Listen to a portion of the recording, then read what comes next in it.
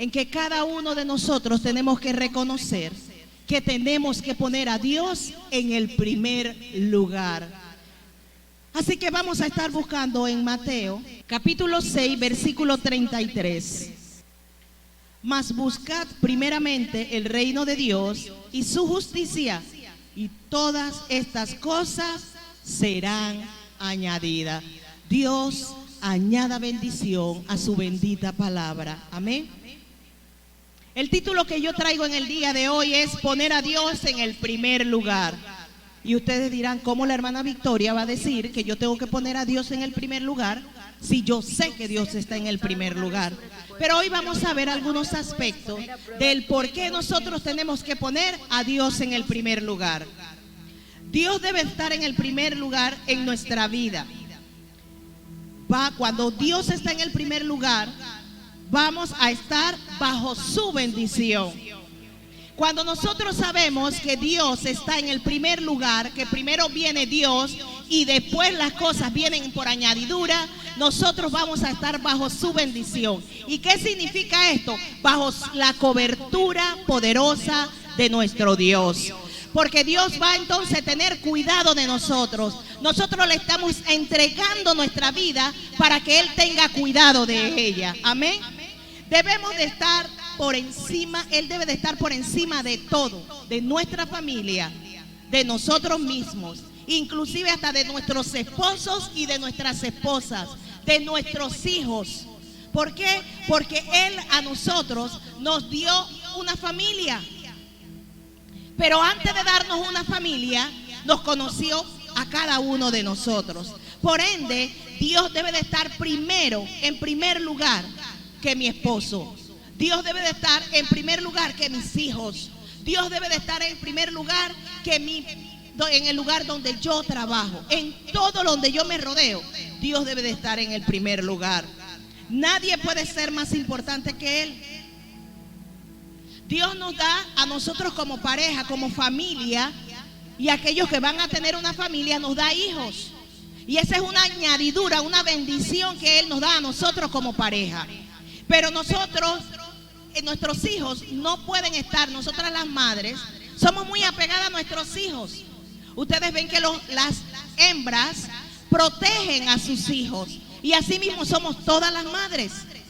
A mí nadie me puede tocar mis hijos, que me los puedan reprender, pero yo no permito que nadie en su voluntad levante la mano sobre mis hijos, porque para eso están sus padres, ¿verdad? Así, pero antes de eso, antes de mis hijos va a estar Dios. O sea, ¿qué quiero dar a entender? Que ni mis hijos pueden ser importantes delante de Dios. Primero está Dios y después ellos.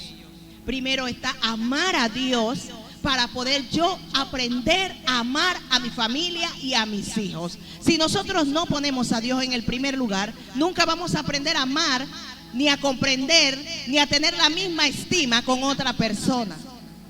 Porque nosotros, la Biblia dice que somos imágenes y semejanza de nuestro Padre. Y dice que Él es Dios de amor. Así que nosotros, por ende, tenemos que ponerlo a Él como primer lugar para poder amar a otra persona. Tenemos que aprender a reconocer su grandeza. Y la semana pasada el pastor hablaba de la gloria de Dios. Y nosotros tenemos que comprender, no entender, comprender que Dios es grande, infinito. No tenemos ni dónde alcanzar toda la grandeza que Él tiene para cada uno de nosotros. Amén. Denle un fuerte aplauso al Señor. Cuando nosotros hacemos importante a Dios, vamos a poner en práctica todas las promesas que Él tiene para nosotros. En este libro que es completo, que lo usan los científicos, que lo pueden usar los arquitectos, los ingenieros, hay de todo. Este libro es inmenso. Están miles y miles de promesas para nuestra familia. Familia que nosotros tenemos promesas que nosotros tenemos que aprender a agarrar, a arrebatar, porque Dios nos las dejó para nosotros. No las dejó para el mundo, la dejó para aquellos que lo ponen a Él en el primer lugar. Amén. Vamos, dice, reconocerlo, que no podemos hacer nada sin Él. Él puede poner a alguien como instrumento, pero antes de ese instrumento está Él. ¿Cuántos de nosotros hemos pasado alguna dificultad? Y viene una persona y nos da una palabra en la cual nos levanta. La Biblia tiene miles de ejemplos en la cual Dios utilizó a otra persona para llevar la palabra. Usó el cuervo, usó las piedras para poder llevar la palabra, y como la utilizó como instrumento. Pero antes de ese instrumento está Él. Y esta noche ustedes dirán, ¿cómo primero Dios? Yo sé que Dios, y vuelvo, repito, pero muchas veces nosotros tenemos que llegar a ponernos a pensar, a analizar, que hacemos muchas cosas que ponemos a Dios en segundo lugar. Y vamos a verlo en el segundo punto. Voy rapidito. Dice, debemos apoyarnos en la fuerza del Señor, no en la de nosotros. Y hay una historia muy conocida que se encuentra en Mateo capítulo 14, versículo 28 al 30. Dice, respondió Pedro y dijo, Señor, si tú eres, manda que yo vaya a ti sobre las aguas. Y él dijo, ven. Y descendió Pedro de la barca y caminó sobre las aguas y fue hacia Jesús. Pero viendo la fuerza de los vientos tuvo miedo y empezó a hundirse y gritó, Señor, Señor, sálvame. Y vemos aquí la historia de Pedro, que Pedro, yo en lo personal puedo decir que en este momento Pedro quiso desafiar al Señor. Pedro quiso ver hasta dónde llegaba la grandeza de Dios. Pedro quiso ver la confianza que él podía tener, o que Dios, o que Jesús podía tener. Por eso Jesús dice que se puso, y yo me voy a la historia, y yo me imagino que Jesús se puso a una distancia, no a una distancia cerca, porque ellos estaban en el mar. Y por eso cuando Pedro empieza a caminar, él escucha, presta atención al ruido de las aguas. Y él se dio cuenta que quitó la mirada de Jesús y empezó a hundirse. Y cuando él empieza a hundirse, empieza el temor. ¿Y cuántos de nosotros nos ha pasado que el Señor nos dice, ven? Y yo voy caminando, pero de repente yo escucho otra cosa que me interesa y yo volteo y pierdo toda la dirección que el Señor tiene para mí. Y eso pasa en nuestras vidas, hermanos. Nosotros no somos santos que traspasamos paredes. Somos de carne y hueso y pecamos todos los días. Y esta historia a mí me gusta y siempre la analizo, porque aquí Pedro, uno, desafió al Señor. Él sabía la grandeza del Señor, pero él quería saber si lo que el Señor estaba haciendo, cuán cierto era. Y por eso dice, no debemos apoyarnos en nuestras fuerzas. Muchas veces nosotros estamos pasando miles de problemas y nosotros usamos la fuerza humana. Y nosotros decimos, Señor, bendíceme. Señor, yo quiero que tú abras puertas. Yo quiero que ese trabajo sea para mí. Y el Señor te bendice. Pero en medio de la bendición, a ti se te olvida quién fue el que te tiene en ese lugar. ¿Quién fue el que abrió la puerta para que tú entraras a ese lugar? ¿Quién fue el que te suplió todas tus necesidades cuando a ti te hacían falta? Y así es lo que pasa con nosotros. Vamos caminando, vamos hacia adelante, pero de repente nos volteamos y olvidamos las cosas grandes que Dios tiene para nosotros. Amén. Nos hace distraernos de las cosas que va a hacer Dios para nuestras vidas. Nosotros estamos en este mundo y la venida de Cristo siempre hemos oído. Yo tengo 20 años, 30 años de servir al Señor. Y yo recuerdo que una vez yo fui a Colón y había un loco.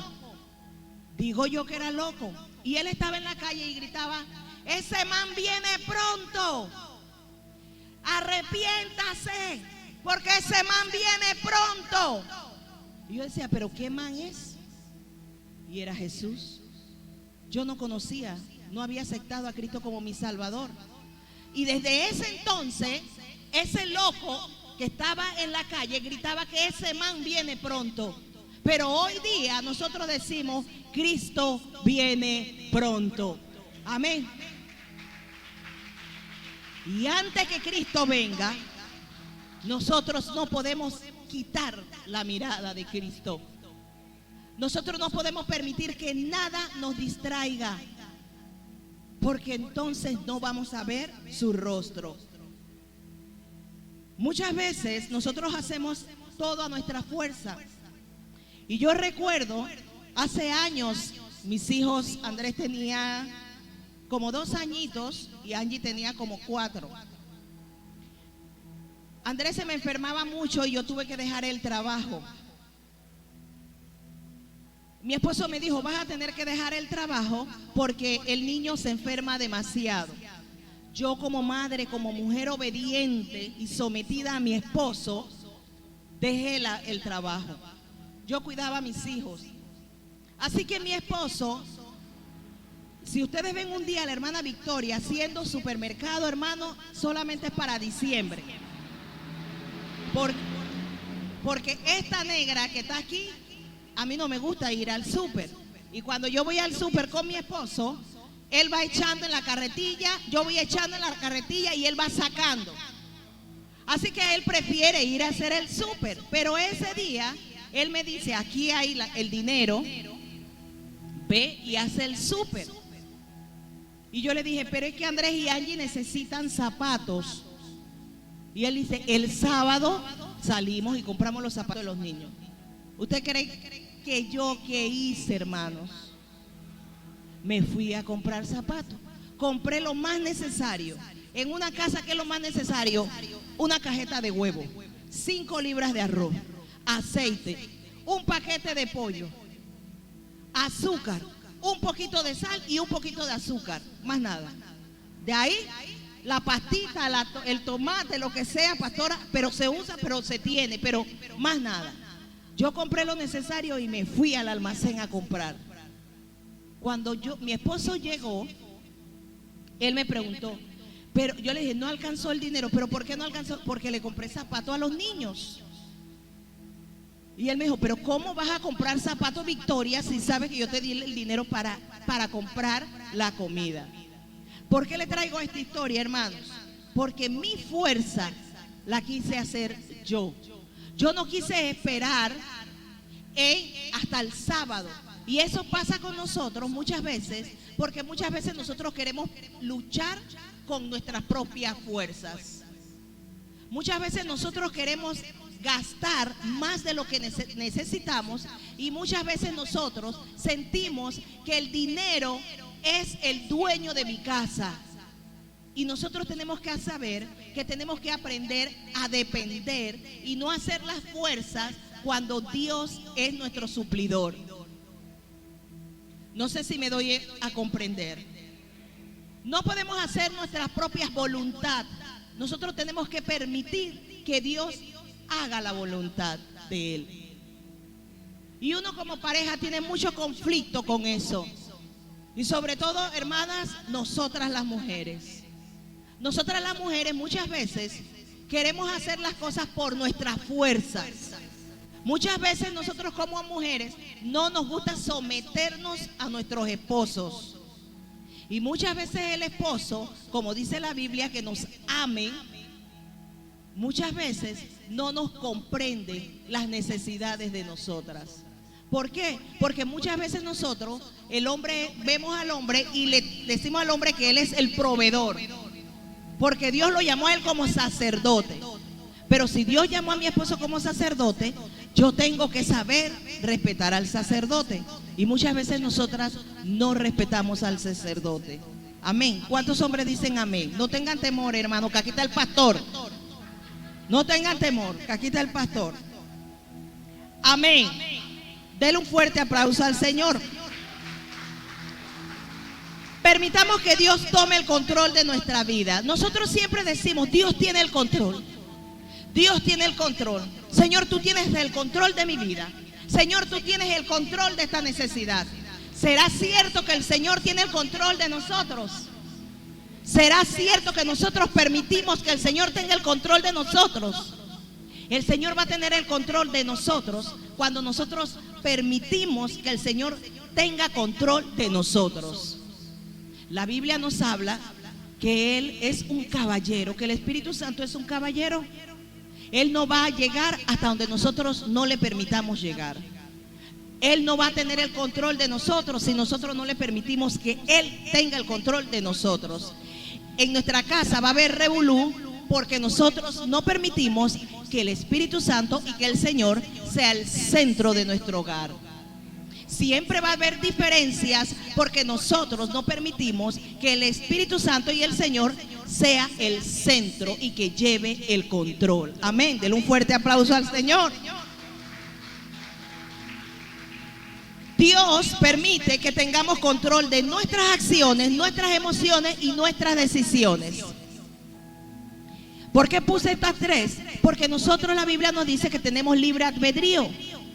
Las decisiones, Dios deja que tomemos nuestras decisiones. Las emociones, Dios deja que nuestras emociones sean que se florezcan. Las acciones, nuestros malos comportamientos o nuestros buenos comportamientos, Dios también lo va a permitir. Más adelante vamos a ver por qué Dios permite que nosotros tengamos, que podamos controlar nuestras acciones, nuestras emociones y nuestras decisiones. Hay cosas que nosotros le pedimos a Dios, pero no es la voluntad de Dios. Muchas veces nosotros pedimos al Señor cosas que han pasado, ¿cuántos años no han pasado que usted le ha pedido algo al Señor? Pero no ha llegado. Y nosotros nunca le hemos dicho al Señor, Señor, ¿por qué no me ha llegado esa petición o eso que yo he llevado delante de en oración? Porque muchas veces no es la voluntad de Dios. La voluntad mía muchas veces no es la voluntad de Dios. Porque muchas veces actúan mis emociones. Muchas veces cuando nosotros oramos, muchas veces pedimos, Señor, yo te pido tal cosa, yo te pido esto. Señor, yo te voy a dar gracias si tú me abres puerta en tal lugar. Señor, yo quiero esto. Pero nosotros nunca tomamos, muchas veces llegamos delante del Señor pidiéndole, pero no agradeciéndole. Y ahí están nuestras acciones. Dios no puede obrar en nuestra vida si nosotros no le permitimos. Queremos un cambio muchas veces en nuestra vida. Queremos hacer muchas cosas en nuestro matrimonio, en nuestro hogar, con nuestros hijos. Pero muchas veces nosotros no lo permitimos. Y bueno, caballero, él va a estar allí como está el hermano Ángel en la puerta. Pero si yo le digo, entra, él va a entrar. Pero si él está allí, él nunca va a entrar. Nunca va a permitir, o yo nunca le permito que él entre en mi casa. Y conozco de la palabra y digo que vivo la palabra. No oremos bajo nuestra voluntad, hagámoslos bajo la voluntad de Dios. Y era lo que yo decía antes. Ya es tiempo que dejemos que Dios tenga el control. Él no va a actuar totalmente en lo que queremos hacer con nosotros si no le permitimos hacerlo. Yo le pedí al Señor muchos años, y yo siempre pongo testimonio mío. Un día yo escuché una prédica y el predicador decía que nosotros no alcanzamos muchas cosas porque no sabemos pedirle al Señor. Porque pedimos y pedimos y pedimos y no tenemos nada concreto. Y él dijo, usted quiere algo, pídale con autoridad, dígale al Señor lo que usted quiere. Y para ese entonces yo ganaba casi como $300. Y yo dije, eso me quedó, lo cogí para mí. Y un día yo le dije al Señor, yo quiero un buen empleo. No trabajo porque todos tenemos trabajo. Todos trabajamos todos los días. Los que no reciben un salario, trabajamos. Los que recibimos un salario, trabajamos. Y mi esposo siempre me decía, tú vas a tener lo que tú le pides a Dios cuando tú aprendas a depender de Dios. Y me daba enojo cada vez que él me decía eso. Pero yo no podía comprender por qué era que él me decía que yo tenía que aprender a depender de Dios. Y pasaron años y años, hermanos, yo pidiendo un buen empleo. Y un día dije: haz tu voluntad, Señor. Quita de mí lo que tengas que quitar. Quita la soberbia, quita el orgullo, quita la vanidad. Quita todo lo que tú tengas que quitar de mi vida. Y empecé a depender del Señor. Y yo creo que, si ustedes mal no recuerdan la primera prédica que yo les dije, el Señor empezó a quitarme desde los pies unos zapatos que yo tenía, que yo le dije que se me descascarillaron todo en el altar. Y ahí pude entender que el Señor empezó a quitar lo que a mí más me agradaba, los zapatos. Y quedé con la suela como que diciendo: buenas tardes. Y el dedo gordo lo pisé en la suela para poder bajar del altar. Y cuando me senté, los zapatos estaban todos así descascarillados. Porque muchas veces nosotros no queremos depender de Dios. Muchas veces nuestras emociones son las que ponemos por delante. Muchas veces nuestras decisiones son las que ponemos por delante. Muchas veces nuestras malas acciones son las que ponemos por delante. Y cuando yo aprendí a depender de Dios, yo nunca se me olvida, yo estaba en una ventana y yo me paré en una ventana y yo le dije: es tiempo, Señor, que tú quites de mí todo lo que tú tengas que quitar, pero quiero que me saques de este lugar, porque tú me has llamado a ser cabeza, no cola. Y te prometo, Señor, que a partir de la fecha, cada vez que yo sienta que sobre mí está la soberbia, el orgullo, hazme recordar de donde tú me sacaste. Hazme recordar que pasé por el tinaco de la basura y ahí tuve que tirar los zapatos caros. Y de ahí a mi casa tuve que caminar sin zapato, porque tú aprendiste que yo tenía que primero humillarme delante de ti y saber quién eres tú y quién es el que me tiene en este lugar antes que yo. Aprendamos nosotros a no depender de nosotros mismos. Aprendamos nosotros que Dios es el que nos tiene en este lugar. Todo lo que nosotros tenemos, los que están en el mundo quisieran tenerlo. En mi casa no hay lujo, pero yo sé que el vecino que vive al frente quiere tener lo que yo tengo. Y ustedes saben qué es lo que él quiere tener: que el Señor mora en mi casa.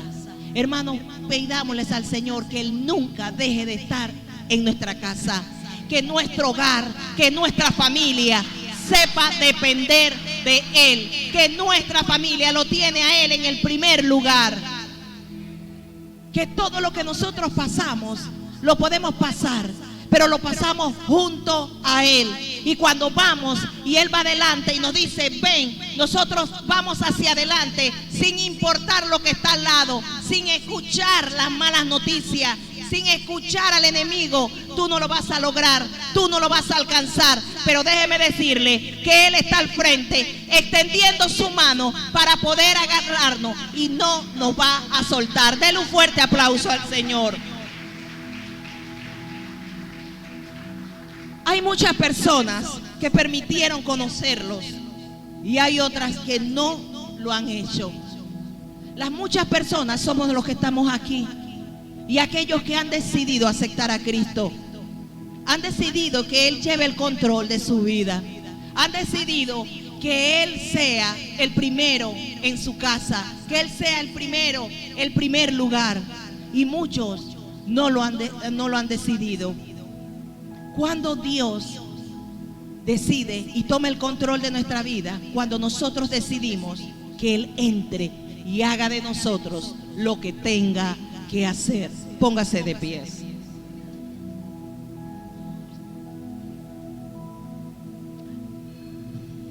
Los músicos, vamos a pedirle al Señor. Sabemos que esta enseñanza ha sido corta, precisa, pero pidámoslas al Señor, que podamos tomar las cosas buenas. Cada uno de nosotros nos conocemos, y pidámoslas en esta noche, que Él tenga